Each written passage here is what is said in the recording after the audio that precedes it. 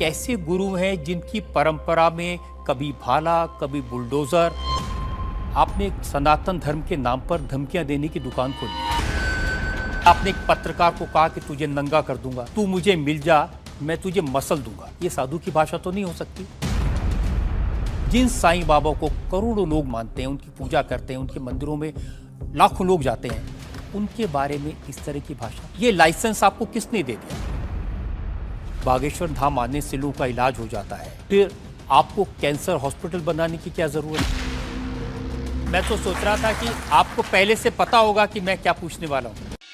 आप कहते हैं कि मैं अब बुलडोजर खरीदने वाला हूँ, हिंदुओं एक हो जाओ, पत्थर मारने वालों पर बुलडोजर चलाओ। ये भी हमारा अहिंसात्मक बयान है, पूर्ण अहिंसात्मक। बुलडोजर कब से अहिंसात्मक हो गया? राम की यात्रा पर कोई पत्थर फेंकेगा तो बचाने के लिए भाई बुलडोजर खरीदो। ये कैसे गुरु हैं जिनकी परंपरा में कभी भाला, कभी बुलडोजर, और फिर कहते हैं मैं अहिंसा की ये बात हमारी करता हूं। ऋषि परंपरा है, ये भगवान राम की परंपरा है। अच्छा, भगवान राम के टाइम पर बुलडोजर आते थे। आप लोगों से कह रहे हैं कि आपके पास जितना चाहे दान दे दो, अपना मकान दे दो, फ्लैट दे दो, बंगला दे दो, घोड़ा दे दो, गाड़ी दे दो, सोना चांदी, बैंक, एफडी, मंगलसूत्र, अंगूठी, लुगाई लड़का छोड़ के सब मुझे दे दो। हम लेते हैं, कोई अगर देता है तो स्वीकार करते गुरु के नाते। हम उस परंपरा से हैं जहां अंगूठा तक दान गुरु को दे दिया जाता है, हम भी लेते हैं। तो आपने क्या क्या लीलाएं की हैं? कोई ऐसी लीला नहीं की जिसमें हम फंसे, लेकिन आपकी अदालत में आए हैं।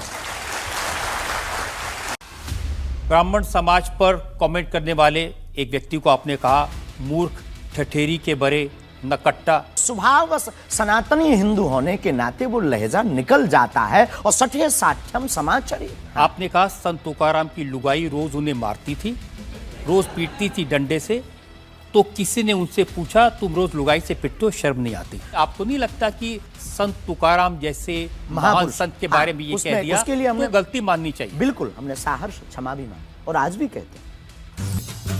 तो दोस्तों, परम पूज्य बागेश्वर धाम सरकार पिछले कुछ दिनों से काफ़ी चर्चा में है। आखिर कौन है महाराज जी जिसमें लाखों लोगों की आस्था है? तो जानिए आपकी अदालत में क्या पर्ची पर लिखे होंगे रजत शर्मा के सब सवाल। हम आपको बता दें, बागेश्वर धाम आजकल बहुत ही लोकप्रिय होता जा रहा है। यहाँ पर भगवान श्री बालाजी की महिमा बताई जाती है। बागेश्वर धाम में जो भी श्रद्धालु आते हैं उसकी सभी मनोकामनाएं पूरी हो जाती है। बागेश्वर धाम महाराज जी की महिमा अपरंपार है। तो दोस्तों, आपकी अदालत में महाराज जी अपने ऊपर लगाए सारे आरोपों का जवाब देंगे और रजत जी द्वारा पूछे गए तीखे सवालों का भी जवाब देंगे।